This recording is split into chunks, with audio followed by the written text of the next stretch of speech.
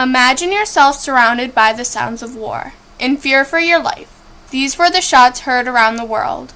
In World War I, bombs were a fear of every soldier. They could never avoid them. Nothing kept them safe. Soldiers were just sitting in trenches in rows, drunk and ready to die, and one explosion would kill them all. In this time, bombs were dropped from the air and put in the water. No matter where you went, bombs would be there. This is Tommy, an American soldier of the trenches. He is tasked with shooting mortars to obliterate the other side.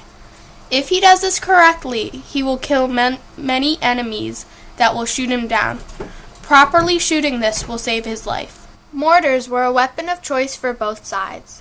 It was great for trench warfare. It was basically a tube where you shot grenades and other bombs out of. A giant cannon, so to speak.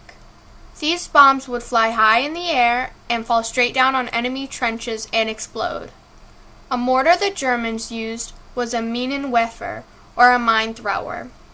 It had a 10-inch barrel and lobbed a giant shell filled with metal balls that scattered after the explosion.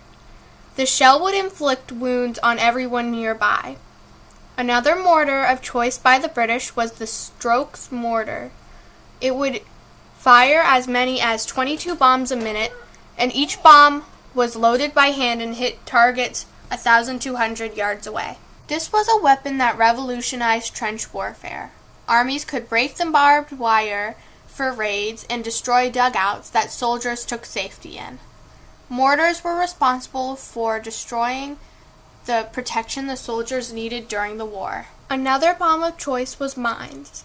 In one instant, mines were laid to stop German ships from leaving ports and foreign ships from entering. This deprived Germany from food and water and other supplies they needed. This resulted in Germany declaring that the ocean around Britain was a war zone. Mines were laid on land or in water, so land battles were not possible. Grenades were also a popular bomb in World War I. Jam-tin bombs was one type of grenade. It was made out of jam tins and was packed with gun cotton or dynamite, and there was a fuse on the top, giving 1.25 seconds per inch. These bombs were made by soldiers during the war. Another bomb was the Mills bomb, a number 5. It was a dominant British grenade in the remainder of the war. It weighed 1.25 pounds, and the Mills bomb's exterior was serrated, so when it detonated, it broke into fragments, thus a fragmentation bomb. To use the Mills bomb, the thrower must first remove the safety pin while holding down the strike lever beneath it. When the grenade is actually thrown, the strike lever is ejected and a 4-second fuse will be set off, and then it will explode. Bombs were a new technology just developing, and they killed people and took out trenches that soldiers took safety in. Even now, bombs are used in terrorist acts and war. But in World War I, bombs were used to kill people in mass quantities, winning the war. So, a little bit of history for y'all. The first patented gas mask for soldiers was made by a German engineer by the name of Alexander B. Drager, actually for World War I. And as a result, in the beginning of World War I, German masks were far superior to those of the Allied forces. Originally, the British soldiers' only form of a mask were water-soaked gauze pads that were placed over their noses and mouths and held together by the same lacing found in women's hats at the time. Realizing the need for a much better mask, by 1916, the British had developed their first real gas mask called a PH helmet. It consisted of flannel hoods and had eyepieces that were soaked in glycerin and sodium thiosulfate. The PH helmet also had several layers of cloth that were treated with a mixture of chemicals to destroy phosgene gas. The main ingredient was hexamethylene tetramine. The Germans, by 1916, had also developed a new mask called the Gumskrutzmasken.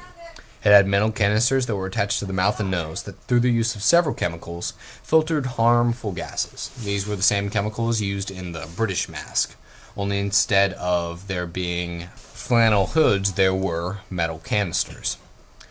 Masks were incredibly uncomfortable to wear, and early masks had the eyepieces fog up during use. There were several incidents where soldiers would have panic attacks and tear off their masks before the gas had completely passed, and as a result, they died. Fun fact about gas masks: Walt Disney helped design a Mickey Mouse gas mask so that if the war ever reached the U.S., which was a fear at the time, children would not be afraid to put on their gas masks. Alright, on to the actual technology itself. 4 major types of gases were used in World War I. The first one was mustard gas, which was a sort of oily liquid that caused severe blisters, burns, and death. There was tear gas, which caused temporary blindness. Chlorine gas, which was a respiratory irritant. And phosgene, which would essentially suffocate the victims by coating the lungs in the gas. The first gas attack ever was carried out in northern Africa by German forces as a test to see if it was effective. Eyewitness accounts tell us that the cloud of gas moved so slowly across no man's land that it would have been possible for one to walk ahead of it at a very slow pace. The first gas attack had the French-Algerian line almost collapse, but thanks to some reinforcing Canadians, that didn't happen. The Germans were shocked by the weapon's effectiveness and the amount of devastation it caused. Beyond the first attack, all eyewitness accounts tell the same story. Slow, ominous cloud of glass, burning lungs, fear of death upon the entire line. Lots of people died due to these attacks, and the lethality of it all is what was the most impressive. The use of gas in this war no doubt contributed to war itself no longer being viewed as a glorious thing, since there is nothing great about being killed by a slow-moving gas cloud.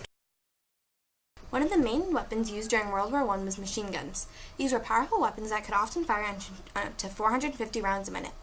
Some were so big that they required 2 men to operate. Machine guns were a huge change from traditional pistols and rifles in that they drastically increased the number of casualties a single soldier could inflict before he went down. At the beginning of the war, machine guns were mainly used by the German forces.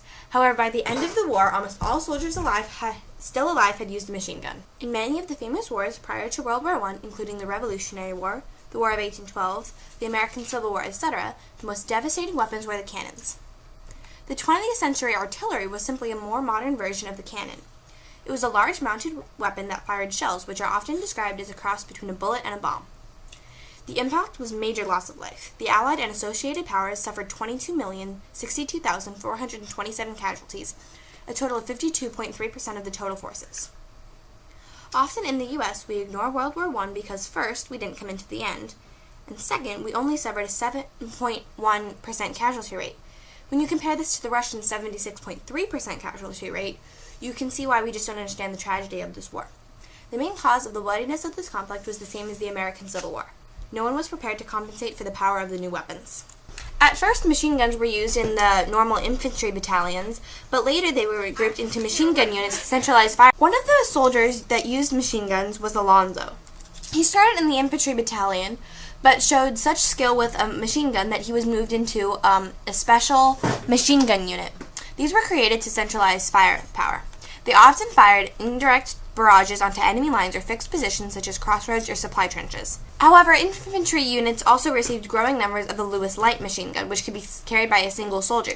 This was Alonzo's favorite gun, and he used it to inflict many casualties upon the enemy before he was shot himself and was killed towards the end of the war.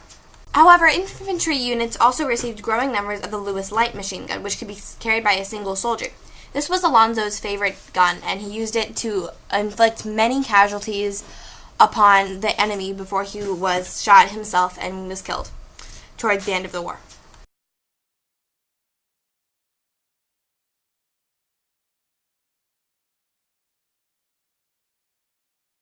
Tanks were a critical part in World War I.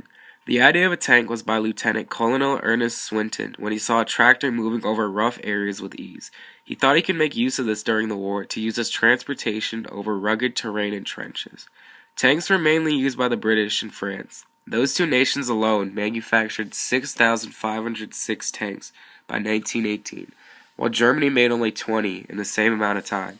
The idea of tanks changed the way World War I was fought, as they could provide movement of soldiers, equipment, artillery, and other resources. They could also cover soldiers in the line of fire. However, most importantly, they could move across the trenches that covered the Western Front. Because of this, the war was sped up greatly.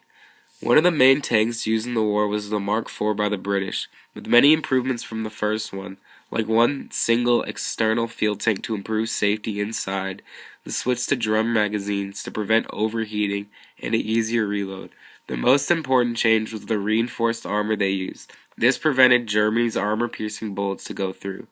Over 1,220 of these were produced, and they were the main tank used by British forces.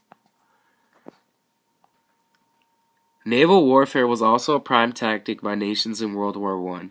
There were two types of warships, a battleship and a cruiser. A battleship was a large ship that was powerful and designed to fight other ships of the same caliber. Cruisers varied in size from the smallest to some as large as battleships.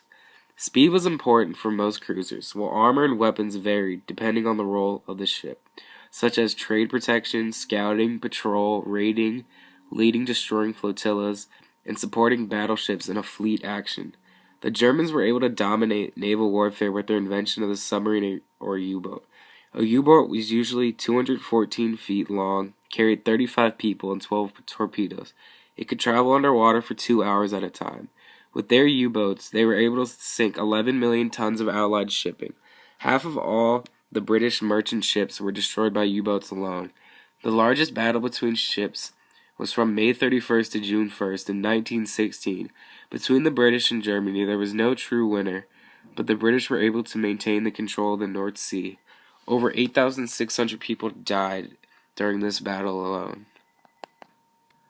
Overall, vehicles impacted the war in many ways, whether it was using them as transportation and destruction over rough terrain on the ground, or sabotaging other countries with tactics on the sea. Their presence was felt throughout the entirety of the war.